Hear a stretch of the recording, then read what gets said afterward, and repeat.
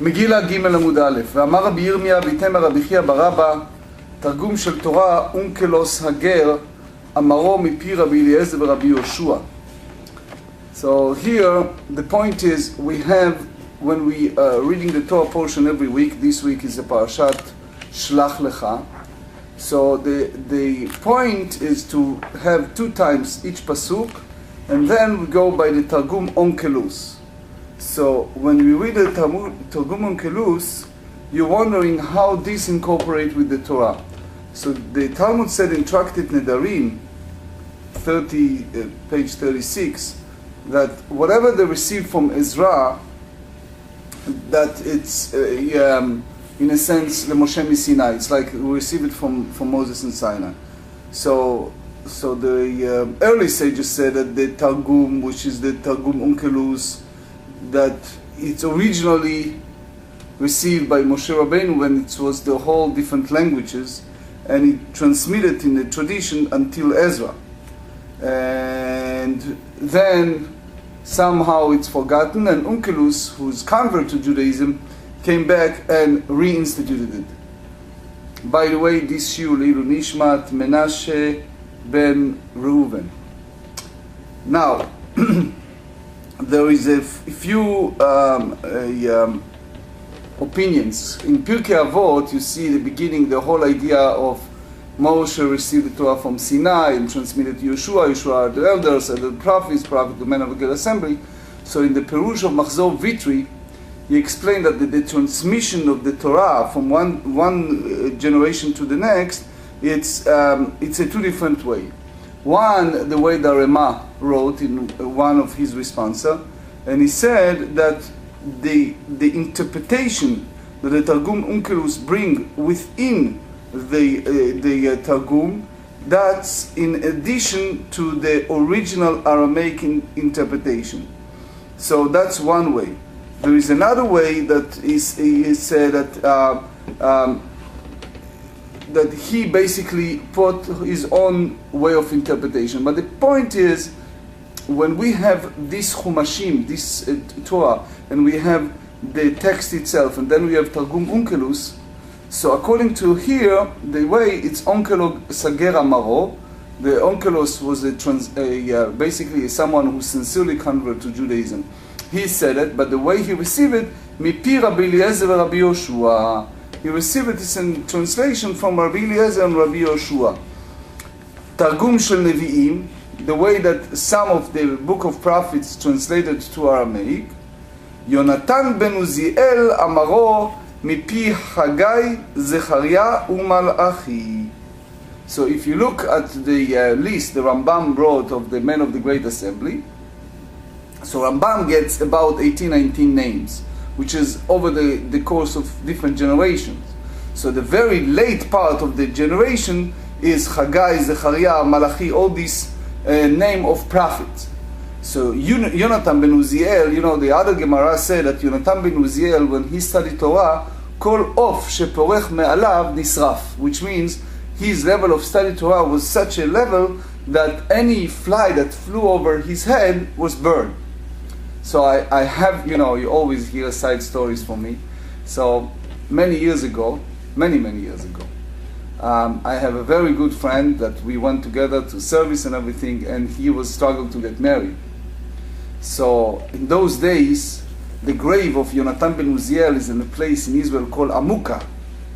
And Amuka is close to Meron and Tzfat. If you go to Rabbi Shimon ben Yochai in Meron, you go further to Tzfat, there is a Harei Birya, that is a mountain, and then you need to go down the hill until you reach his gravesite. Those days it wasn't any access. So those days we need to walk. So it was about 7-8 kilometers to go down very hard. Down the hill. It was a freezing winter, and we get there and we pray.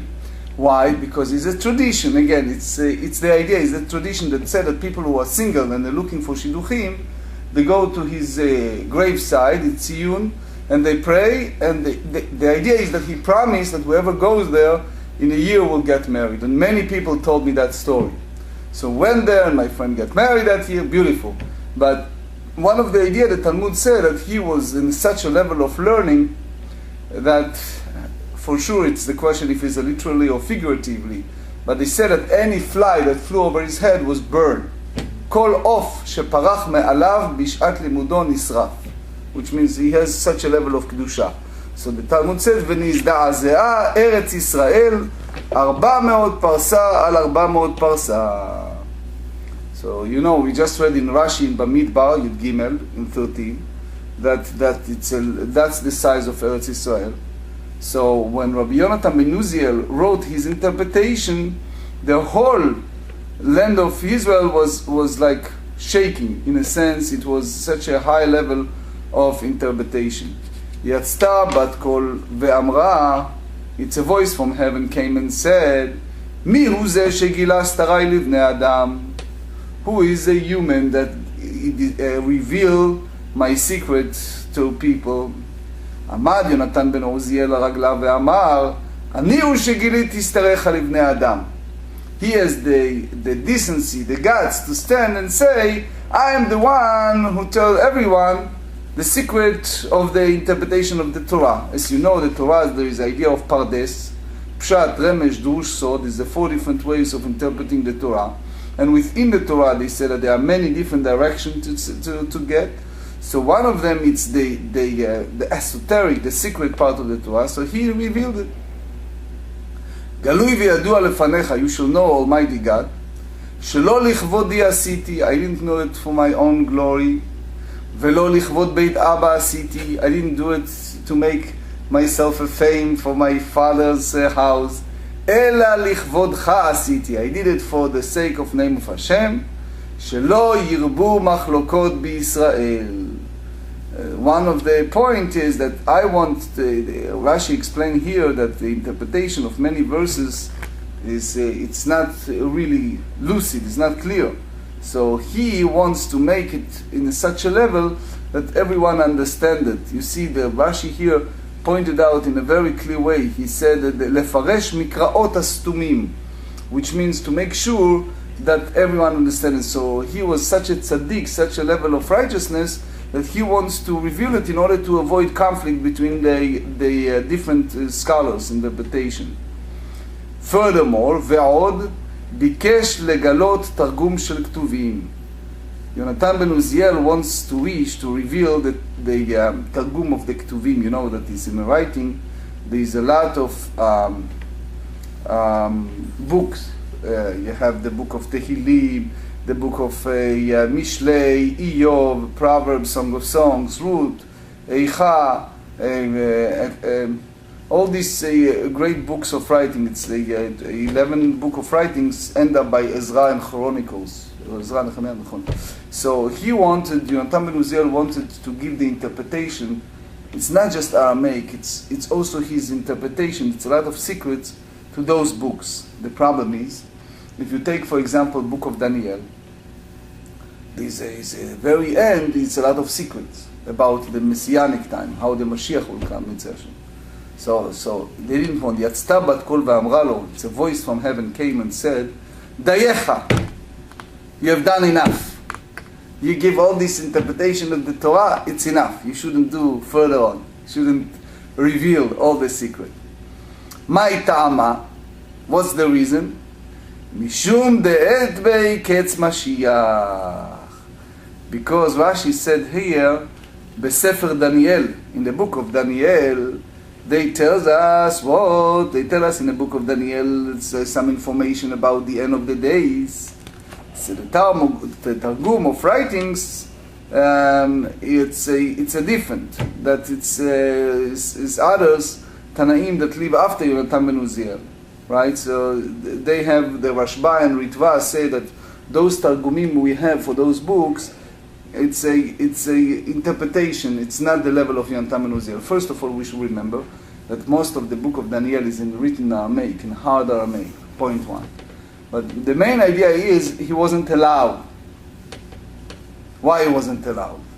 So if you look at Jewish history, we suffered a lot of crisis from false Messiah. People who claim themselves Mashiach and it turns to be the wrong one. Anybody know a name? Shabtai Tzvi. Shabtai Tzvi is an example. What else? Bar Yochai. Some say that Bar Kochba, yes. What else? You have Frank, Yaakov Frank. You have all kind of charlatan, all kind of names of people that claim to be Mashiach. Now you ask a question. What happened to a great rabbi like Malbim? Malbim wrote in his interpretation the date expecting for the Mashiach. Or you take the Rambam. He said that it's forbidden to do it, and yet in one of his books he wrote the dates that expecting the Mashiach. How come? So the simple interpretation, I heard it from Rabbi Beryl Wein, God bless him, a beautiful idea. He said, imagine that you're taking your children or your grandchildren with your car from Maryland to California. Now you have your grandson sitting there, and you tell him, I'm going to California. Fine, he's very excited. Couple of hours pass by, and he starts saying, where is California? You said, I told you we'll get to California. Fine. You give him some candy, beautiful. Couple of hours pass by, what is going to ask you? Grandpa, where is California? He said, soon we'll get. The next day, what happened to California? He said, look, it's a sign. I don't see it. No, it's written there. We are close. What do you mean we are close? We are now in the state of Colorado. We'll get there. But it's already 3 days. You told me we'll get there soon. Soon, I promise you we'll get there. So that's the idea why you see all kind of dates that the rabbis put. In a sense, Rabbi Wein said that it's like giving people the feeling that we're getting there. Because there is a great need. But if you look at the book of Daniel at the very end, he said like 2.5 years, and he gives all kind of ideas that's it's a very encrypted. And some great sages over the history try to open up the interpretations. Why? Because the Jewish people struggle between persecutions and all kind of problems they have over the years, especially in Europe. So the rabbis try to assuage their pain, try to give them some type of hope, feeling they're getting there. So we see some sign. If you go by the Rav Kook, for example, they tells us that he takes the state of Israel as a sign of Mashiach. Not everyone, Satmar oppose it. Right? You read Vayoel Moshe of the great Satmar Rebbe, he oppose it. But the opposite. Well, the opposite. Yeah. But I will say most of the rabbis hold that it is part of the process of seeing the end of the days. But to say the exact day, we don't know. So since Yonatan ben Uziel wants to give interpretation of the writings, and the Gemara said if he gives the interpretation of writings, he will reveal the exact day. And part of the Jewish people is the idea of yearning. That's the big damage. All the rabbis agree that the Enlightenment movement created for Judaism. They took away the heart of yearning. Oh, Mashiach never can, all kind of things.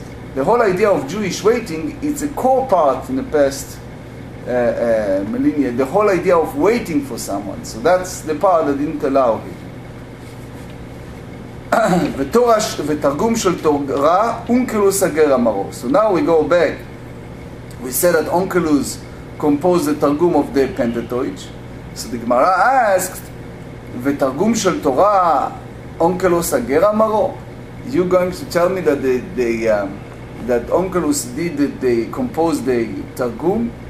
והמערב איקה בר אבין אמר רב חנן אל המערב, מאי דכתיב ויקראו בספר תורת האלוהים מפורש ושום שכל ויבינו במקרא. This is a sentence of a book of Nehemiah that say that they read the scroll of God's Torah clearly, right, with the application of wisdom that clarified through the reading. So here Nehemiah, Nehemiah was the administrator when they came back to Eretz Israel and built the second Beit HaMikdash, right, Israel, Nehemiah, and they get a special permission from the Persian ruler to build the Beit HaMikdash with certain condition. It was different, it was made of wood, it was different, but he said there that Ezra found Sifrei Torah. So he opened those Sifrei Torah and he read the scroll of God Torah, and they said with application of wisdom that clarified through the reading. So what does that mean? ויקראו בספר בתורת האלוהים זה מקרא, which means they opened the Sifrei Torah they found in the Beit HaMikdash and they read the scroll of the God's Torah. It's referred to the text of the Pentateuch, of the text of the Torah. מפורש, why in the book of Nehemiah they add the word מפורש? זה תרגום. Clearly that's referred to the Targum involved with the Torah. ושום שכל, and the application of wisdom. Why the pasuk said v'som sechel? Why they don't say the exact quotation of word by word? Elu hapsukim. This refers to the division of the text into verses, that they put the text within the understanding of the text. By the way, Ezra left several places with a special point with nekudot. Leave it for the end of the days to see the exact way that it was written. He juxtaposed different texts, but that's another thing. Vayavinu b'mikra, they clarified through the reading. Elu piskei te'amim. This referred to the note of connotation. If you look at the pesukim, you see in every word there is a ta'ameh mikra, there is a connotation, the way that you chant it. And the rabbis go further to say that even that have secrets, has meaning. Why you raise your voice, why you put down your voice, why do I give you an example? When you have the ta'am shalshelet, repeat this several times. So for example, when the angels hold Lot, he wants to take the wealth, and the angels hold him, and it was back and forth and back and forth and back and forth. So they use that shalshelet, the ta'amei mikra, they go up and down. Or in Yosef HaTzadik, it's written about Joseph that Potiphar's wife, Eshet Potiphar, she hold his garment, and he wants to run away from her, and she hold him, and eventually she tore his garments. So they use the same shalshelet as a ta'amei mikra. So here they said, Vayavinu b'mikra, they clarify to the reading, Elu piskei te'amim. This referred to the note of the cantillation.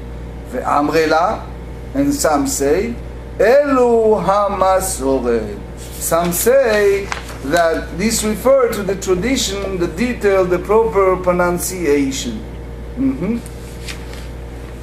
So what happened?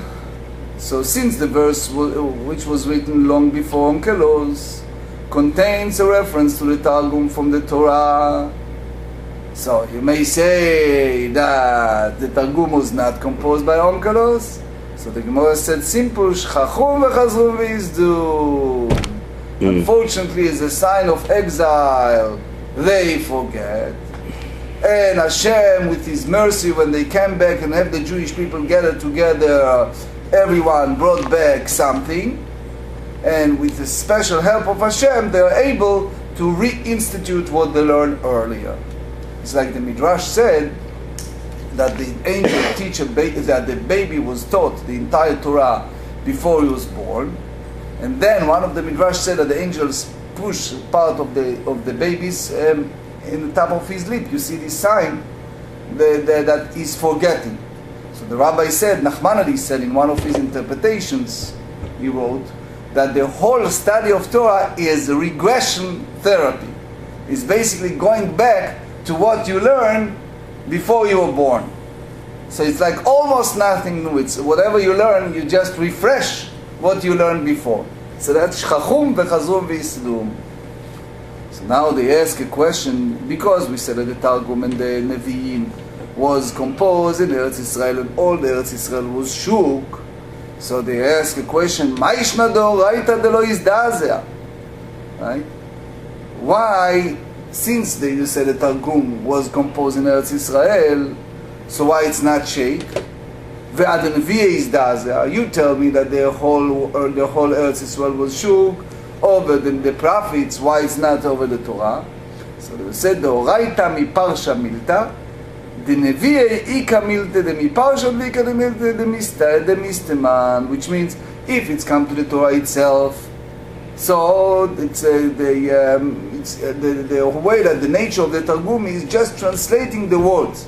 You find here and there some words that meant somehow, but it's not meant to be revealed. It just want to put the Targum from Hebrew to Aramaic. The Talmud said further, at the end of this tractate and elsewhere, they said that it was a time, the majority of the people are not educated.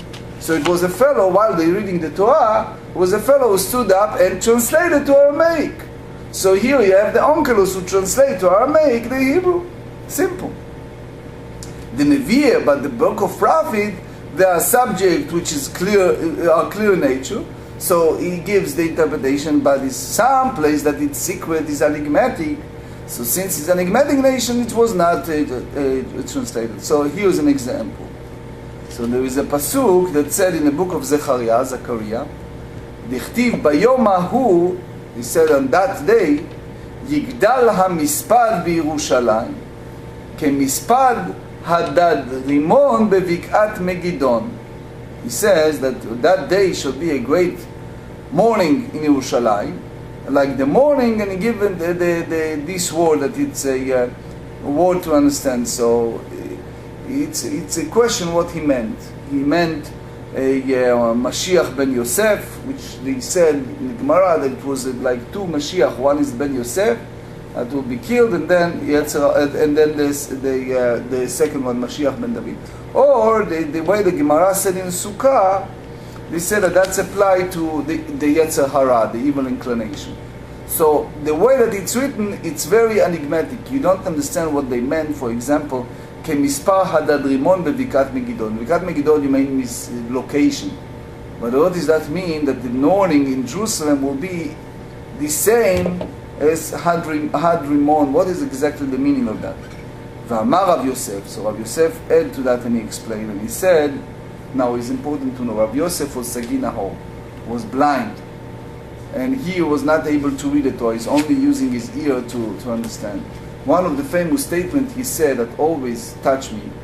He said, the rabbis always mentioned before Shavuot, he said, Ilav Torah, without me knowing the Torah, Kama Yosef Ika Beshuka. You find in the street many people that call themselves Yosef. If I don't have the Torah, I have nothing. So he was blind, he didn't see, Sagi Nahor. So he, of Yosef, because he was blind, was unable to study the written law. He can't read it, right? Because it's very clear that the written law, you have to use the text in order to read it, in order to understand. So what did he do? He concentrated on the Targum, which considered an oral law. And you should remember again, the main language, like here, the main language is English. Over there, the main language was Aramaic. So that's the way he understands.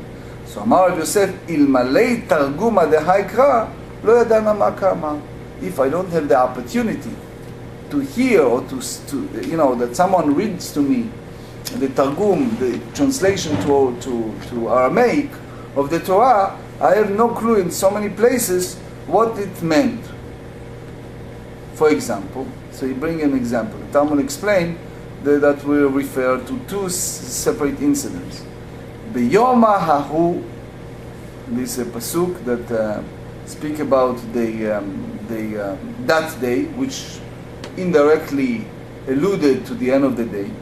Yizge mispeda b'Yerushalayim. So they said that at that day it will be, again, this is the translation of Targum, the book of Zechariah. So they said it shall be that day, that the great morning in Yerushalayim, kemispeda de Achav bar Omri, like the morning over Achav, son of Omri, diktal yatei Hadad Rimon ben Tav Rimon beramot Gilad, who was killed by Hadad Rimon, the son of Tav Rimon, in Ramot Gilad. So that's a text, famous text in the Book of Kings. We speak about that today. Uchemispeda, like the eulogy, like the mourning. The Yoshia ben Baramon, his name again, of another text in the Book of Kings. They said, the Katal Yatei פרעה חגירה בבקעת מגידו, who was killed by Paro, by Pharaoh, the lame in the valley of Megiddo. So again, you see here that with this interpretation is broadened your understanding of the text. It's like, in a sense, they try to compare, to analyze something that will happen in the past, and they want to visualize it for you by using a different text that shows something that is similar. That, again, it's like you tell someone, don't cross the street. Tell a child. Then you tell him, look, you remember the neighbors, what happened when they crossed the street, what happened to them? You remember that incident, that accident? Don't do that, because you should remember what happened to them. So now you created a visualization in their mind, and if they don't do that, even it's out of fear, but they comprehend better what to do and how. So that's the idea. Another teaching that taught by Rabbi he said, ואני ראיתי אני דניאל, that's from the book of Daniel, לבדי, I was by myself, I had this vision, את המראה והאנשים אשר היו עמי לא ראו. It's like the story about Moshe Rabbeinu. He was able to communicate with a high power, yet people around him was not able. Can you imagine? You walk in a place and a person can see things that nobody else can see.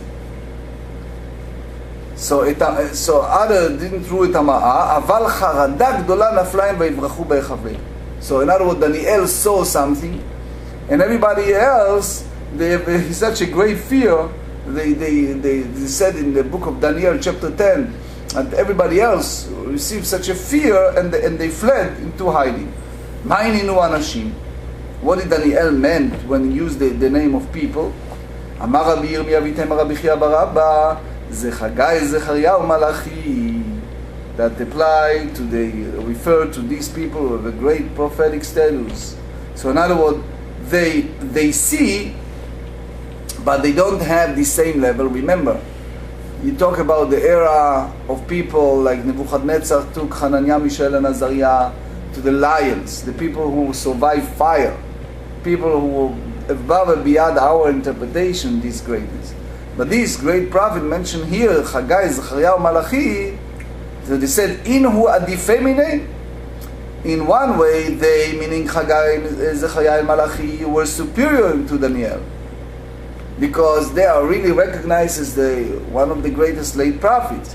Ve'ihu adif minayu, they were superior, and he was superior to them, and soon we'll explain how. Inu adif minei, they were superior to him. The inhu nevi'ei, ve'ihu lav navi. By that category, the Rambam explained who is calling navi and who is not calling navi.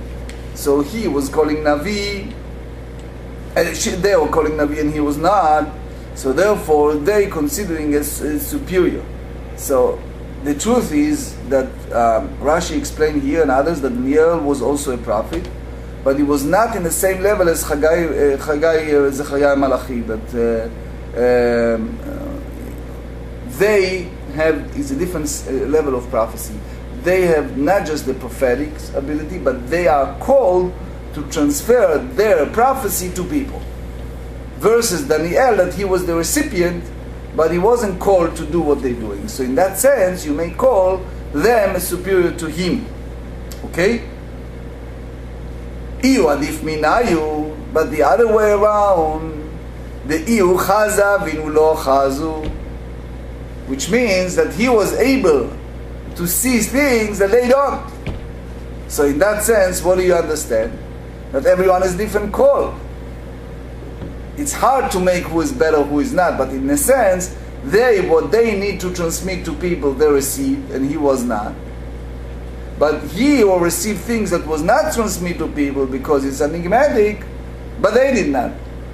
So in a way, each of them has something superior to the other. Everyone has his own special call. So now they ask a question, וכי מאחר דלא חזו, מה איתם הבעיתו? If they don't see, those prophets do not see what Daniel saw, so why they fled? Why they ran away? Why are they so frightened? Right? So they said, אף על גב דאין הוא לא חזו, even though they physically don't see it, מזלי הוא חזו.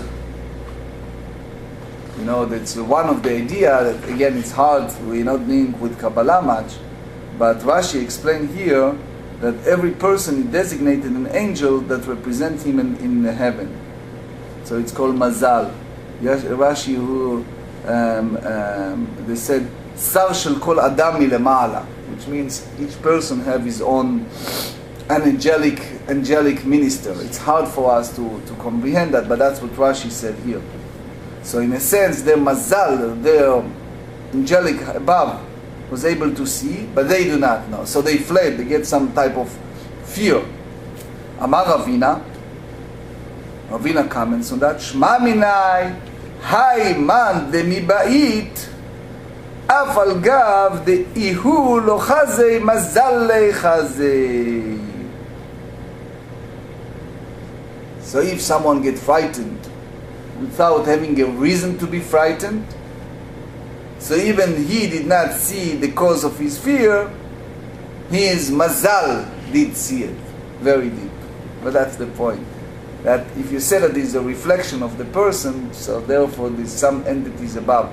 It's like, for example, when you use the word Oseh Shalom b'mromav, hu berachamav ya'aseh shalom aleinu. So God will make peace in heaven. So some say that these angelic entities that reflect each and every nation, and in order to create peace in this world, the world below, it has to have a peace above. So when they use the word Oseh Shalom b'meromav, it means that Hashem will make peace in heaven. So when you see, God forbid, the earthquake or all kind of things you see in the world, you don't tell it just in a physicist way that just you see an earthquake or things in the world. It's a reflection of something that happened in the world above. So in that sense, there is a afal gav de ihu. The Talmud said, even though he did not see the cause of the fear, the Mazal did see it. Ma'ita kante. So the Gemara asks, what is his remedy? What can person do if he becomes frightened and does not know the reason why? All of a sudden he is afraid of something, but he doesn't know what's the reason. The Gemara said, Likrei kriyat shma. That's so important. We are called, the Gemara tells us in Brachot, beginning of Brachot, that it's a very important mitzvah to say Shema, especially before you go to sleep. Because you go to sleep, there's several places that say that 60% of you, it's dead. So when you go to sleep, you need shield, you need protection, Magen David, you need some type of protection around you. So how you do it? If you recite the Shema, affirmation of faith, and you say the Shema, it's a protection. That's the idea of saying Shema, and it's so important. Ve'i ka'em bimkom hatinofet. But if he is standing in a dirty place, so you can't say Kriyat Shema, because the Shulchan Aruch said clearly that you cannot recite a holy scripture when you are not in a proper place. So the basic idea is before you, whatever you go to the bedroom, you put pajama, whatever it is, you should say Shema before that, before you go. Linshuf meduchte arba'a kamidei, it will jump 4 amot from his place.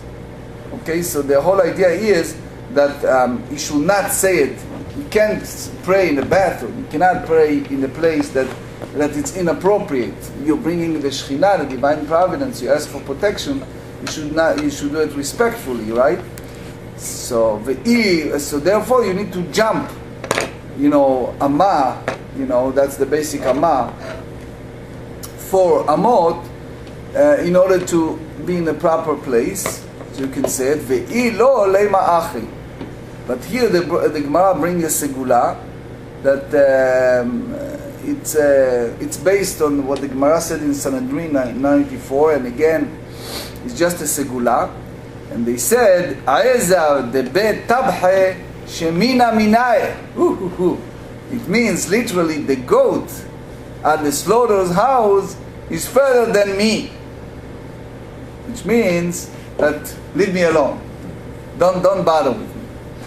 So it's like a segula. It's not something that we are doing, right? We need to say the Shema, but it's good to know what the Gemara tried to say, that there are all kind of entities while we're sleeping. There's another Gemara that said that one of the rabbis want to prove their point. They said you put in the desert and you put the sand, you straighten out the sand around your body, and you wake up in the morning, you see it. So the rabbi said that when this great Tana wake up, he saw around his body a sign of like a chicken legs around his body. So they try to prove that it's all kind of mazikin, all kind of entities, when they use here the word demons, all kind of things, that the person when he sleeps, so when you say Shema, you're avoiding all those problems. So now we'll return to the Book of Esther. We discussed it earlier. והשתא דאמרת מדינה ומדינה ועיר ועיר לדרשה משפחה ומשפחה למעטה. We brought the pasuk that said that every city and every providence, they have the idea, the time that they need to say they recite the Megillah in celebration. So why we use the word family and family? What's the idea? אמר רבי יוסי בר חנינא להביא משפחות כהונה ולוויה שמבטלים עבודתן ובאים לשמוע מקרא מגילה. דאמר רב יהודה אמר רב, כהנים בעבודתם ולוויים בדוכנם וישראל במעמדן, כולן מבטלין עבודתן ובאים לשמוע מקרא מגילה. So the whole idea is that even the time that the priests and Levites occupy themselves in the walk in the Beit HaMikdash, in the temple, they need to leave everything alone in order to hear the Megillah. So in our days, if people occupy themselves in study Torah, which is the most important thing, if there's a time to read the Megillah, they need to close the book and go and hear the reading the Megillah. Tanya Namayachri, the same is a different writer. כהנים בעבודתם ולוויים בדוכנם בישראל במעמדם, כולם מבטלים עבודתם ובאים לשמוע מקרא מגילה. So the same writer said the same thing, that need to stop all the occupation, come and hear the Megillah. מכאן סמכו של בית רבי שמבטלים תלמוד תורה ובאים לשמוע מקרא מגילה. From here we learned that as much as the Torah is important, but if someone needs to hear the Megillah reading, he needs to stop the study of Torah and hear the Megillah. קל וחומר מהעבודה, you learn from the Kal Vachomer arguments to the Avodah, which means if you allow one thing, Kal Vachomer, it means that light and heavy, lenient and shriveled. So we have the 13th principle of Rabbi Ishmael, that the way that the hermeneutics way that the Torah expounded. So one of them, it's involved with the following reason. If your particular stringency apply to usually lenient case, it must certainly apply to the more serious one. So if you tell me, קל וחומר מהעבודה, מה העבודה שהיא חמורה ומקלינן? If the work of Beit HaMikdash we annul it in order to hear the Megillah reading, Talmud Torah lo kol sheken. So for sure, if we sit and study Torah, generally it's not the same level as the Avodat Beit HaMikdash, they try to say here. So you, in a way, you abandoned it in order to hear the Megillah. The Gemara asks, "V'avoda chamura mitalmud Torah." You're going to tell me that the work in the Beit HaMikdash is more than the study Torah? Ve'aktiv, it's a famous sentence they said in the book of Joshua. Vayhi biyot Yoshua b'Yericho, when Joshua was in Jericho. Vayisa elav, he lifted up his eyes. Vayar v'nei ish omed legdo v'yishtachu le'apav. He saw in that sense he saw a man, but it's angelic something, standing on the opposite him, and he bowed down to him. So how Joshua performed this act? ואמר רבי יהושע בן לוי, he said, אמרו אסור לאדם שייתן שלום לחברו בלילה, חיישין אנשי משד הוא. That's again, it's a little Kabbalistic. The idea is that the person is forbidden to greet someone at night. In the word shalom, which is one of the name of God, the Tosfot here said that it's a prohibition apply only at night in an area that is not frequent by people, which means that this is an area that they have all kind of demon, because it may be one of them. So how come that Joshua did it? Shani Atam here is different. The Amarlei ki ani sar tzva Hashem, because he said, I am an officer of the army of God. So in a sense, Joshua is like the highest level of prophecy. He knew that was not a demon. V'dilma mishakre, maybe he's not truthful to him. The idea is that the tradition, that demons did not utter the name of God in vain. So when he used the army of Hashem, it was not a demon. Amar lo. So that angel say to Yoshua, אמש ביטלתם תלמיד של בן הארבעים ועכשיו ביטלתם תלמוד תורה. Yesterday, this afternoon, you neglected the offer, the daily afternoon service, sacrifice, and now, after dark, you neglected the study of Torah. אמר לו, על איזה מן באת? So, in other words, during the day, the people engage in war, and they don't study Torah. So Rashi explained, in the evening, their fighting stopped, and they're no longer exempt, but yet they don't study. So he said, from where you came from? אמר לו, אתה באתי. I came now. מיד והיה להם יהושע בלילה ההוא בתוך העמק. Joshua immediately lodged that night in a valley. אמר רבי יוחנן, what does that mean, lodge in a valley? מלמד שלן בעומקה של ההלכה. That he right away learned that in order to save the people, he teaching Joshua that he delved into the deep meaning of the halacha, of the Torah law.